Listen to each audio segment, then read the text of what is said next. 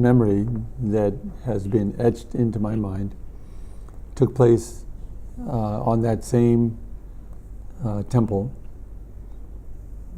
on the same platform, and that was after Srila Prabhupada had finished. We'd had Guru Puja. Srila Prabhupada had given Srimad Bhagavatam class, and then Prabhupada got off of his Vyasasan, and he had walked towards the edge of the temple and was looking out over the field.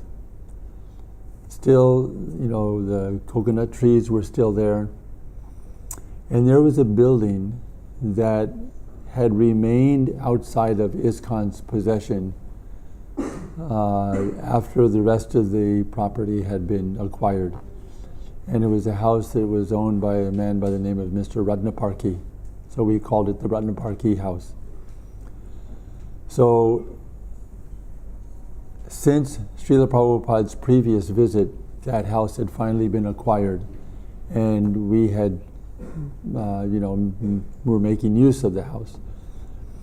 So I was living in the first floor, not the ground floor, but the first floor up.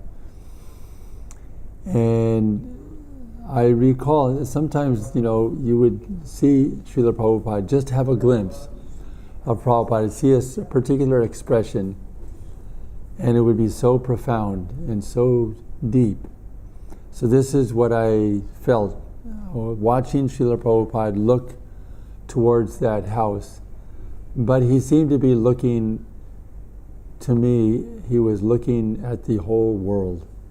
He was surveying the world. Prabhupada had such a thoughtful look on his face.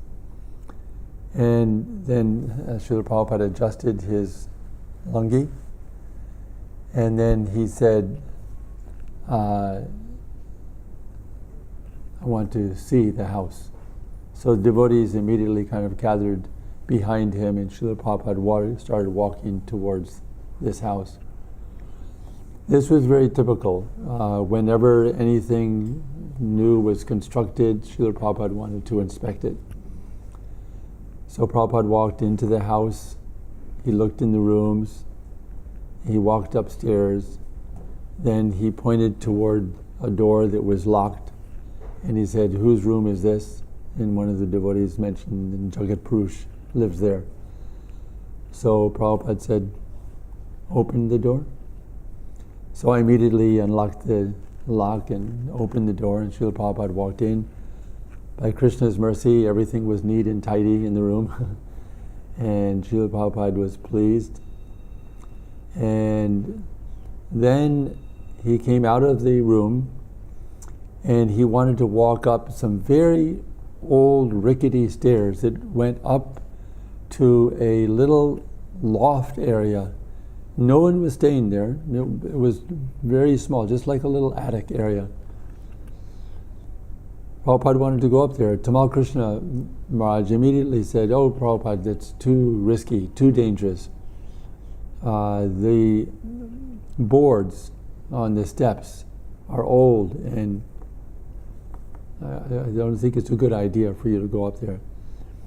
Srila Prabhupada just completely ignored those words and went right to the stairway and walked right up. And what he saw at the top of the stairs disturbed him very much.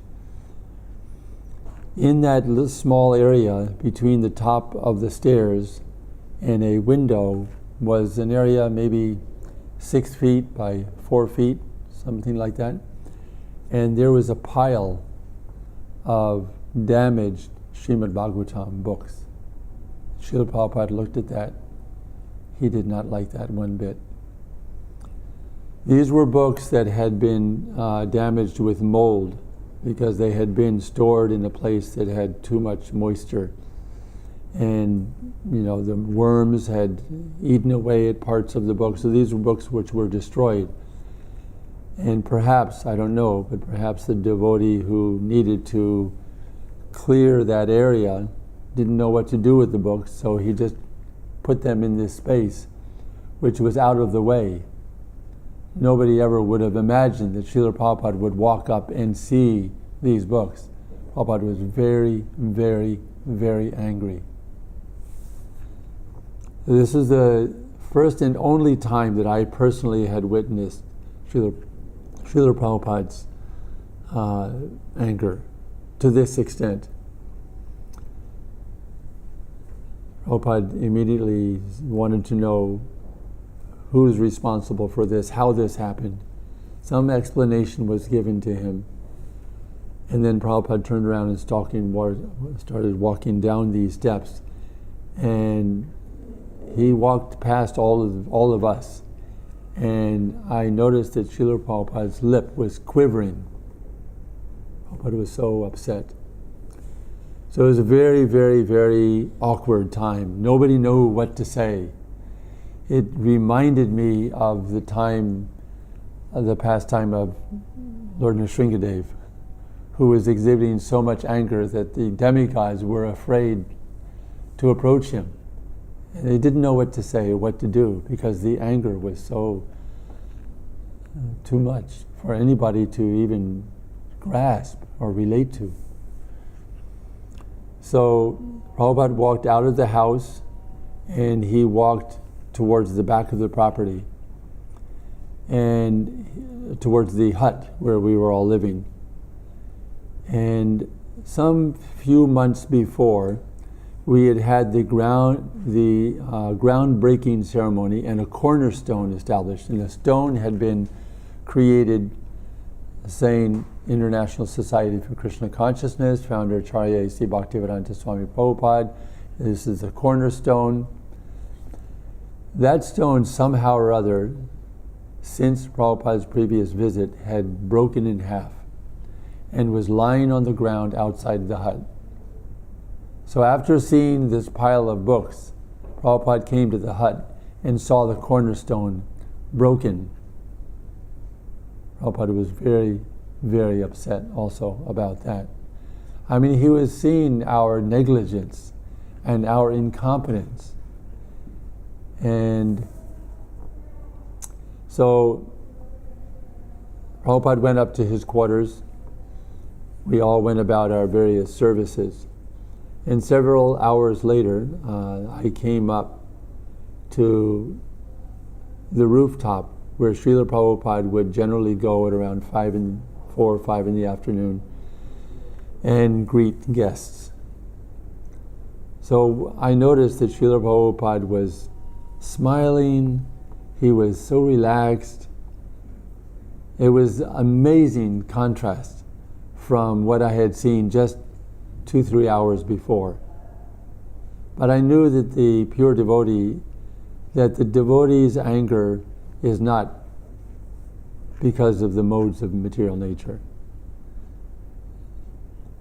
Prabhupada was seeing in these books Krishna and seeing the neglect of his disciples to deal with Krishna in this form. So he was very disappointed. And he had to be angry for our rectification. Nobody who was present at that time will ever forget this concern of Srila Prabhupada's. And I can't imagine anyone in that group ever disrespecting any of Prabhupada's books, having that experience.